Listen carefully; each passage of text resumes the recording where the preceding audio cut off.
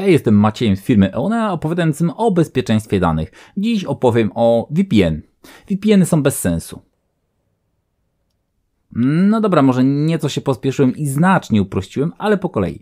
Co to w ogóle ten VPN i dlaczego w większości wypadków faktycznie nie jest on potrzebny? No i oczywiście, kiedy naprawdę się przyda. Opowiem, zapraszam. Jeżeli Wam się spodoba, zostawcie lajka. Jeżeli chcecie omówić z nami poruszony temat, dajcie znać, tymczasem zapraszam. Zacznijmy od tego, jak działa taki VPN.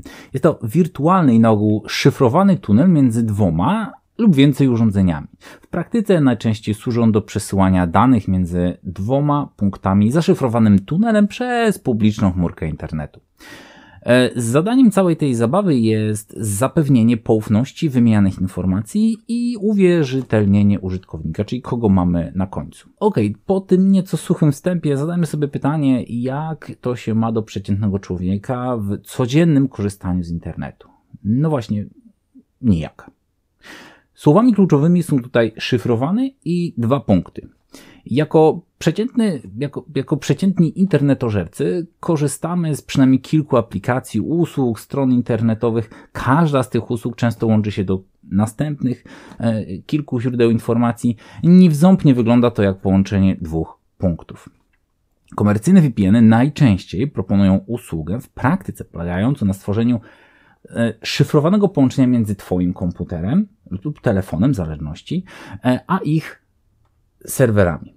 Czyli ruch zamiast z Twojego komputera przez naszą chmurkę internetu iść do serwerów usług, z których korzystasz, idzie z Twojego komputera przez szyfrowany tunel VPN do serwerów dostawcy VPN. I z tych serwerów VPN już bez żadnej dodatkowej ochrony przez chmurkę internetu idzie do serwerów dostawców usług. Czyli Twój ruch, owszem, jest szyfrowany i dodatkowo chroniony, ale tylko między Twoim urządzeniem a serwerami dostawców VPN. Potem z serwerów dostawcy VPN nie jest on w żaden sposób dodatkowo szyfrowany, bo nie może być. W praktyce wprowadzamy tylko dodatkowy element, przez który przechodzą informacje i spowalniamy sobie korzystanie z internetu.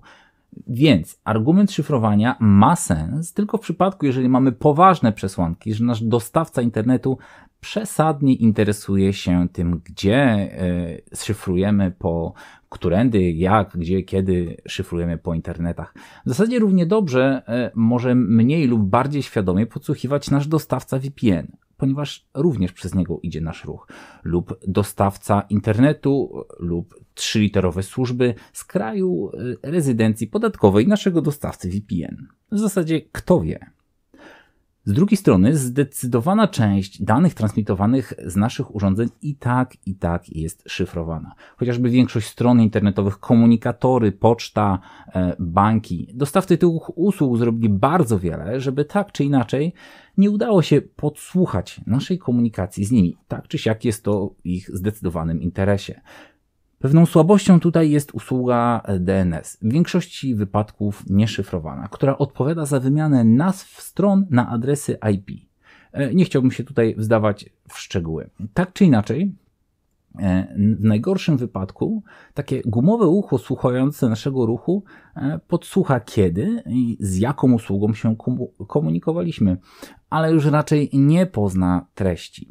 Widziałem w kilku przypadkach informacje o ochronie przed złośliwym oprogramowaniem przez filtrowanie szkodliwych stron. To jest ciekawe rozwiązanie, ciekawy argument, ale raczej nie poleciłbym takiego rozwiązania zamiast jakiegoś antywirusa lub chociażby ochrony przez zmianę DNS-a na 1.1.1.2. Zrobiłem o tym filmik. Poza tym, jeżeli filtrują zawartość w naszych stronach, to równie dobrze mogą poznać jej treść.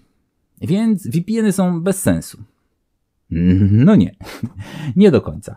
Jeżeli chcemy z jakiegoś powodu ukryć swoje prawdziwe IP, to taki VPN podmienia nasz IP na swoje i wygląda to, jakbyśmy byli w innym miejscu niż w rzeczywistości jesteśmy. Czasem da się w ten sposób obejść tak zwaną geolokalizację, na przykład w usługach streamingowych. Można wtedy obejrzeć film, którego normalnie nie moglibyśmy obejrzeć w naszym kraju. Z pogłosek słychać, że platformy próbują blokować takie obejścia, ale to takie adresy serwerów VPN i ten sposób obejścia, ale to osobny temat. Z trochę innej strony całej tej naszej dyskusji są VPN-y firmowe. Jeżeli potrzebujemy dostać się do firmowej sieci, w której są nasze programy, serwery, drukarki i co tam tylko jeszcze w takiej sieci może być, to jest oczywiście która jest oczywiście niedostępna publicznie, cała ta sieć wewnątrz naszej firmy, to VPN jest świetnym rozwiązaniem. Podsumowując, VPN to tylko przydatne narzędzie, ale warto go używać tylko pod warunkiem, że mamy jakiś sensowny powód. Jak się podobało, to lajkujcie, subskrybujcie, poprawcie, jeżeli się mylę. Dzięki, hej!